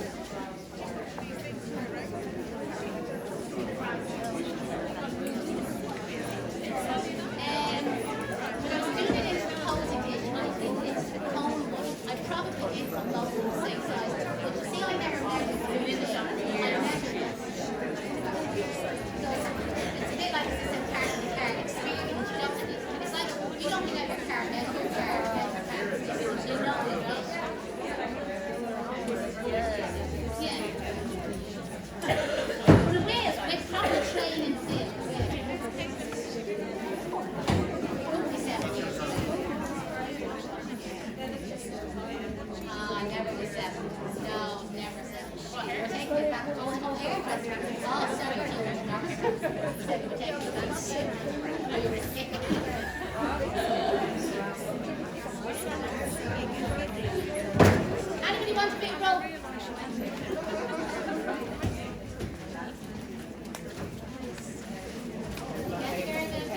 Yeah, she's just gone up to check the things. She said she's not said that.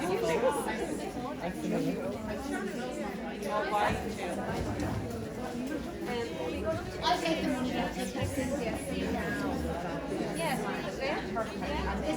No, did you hear that?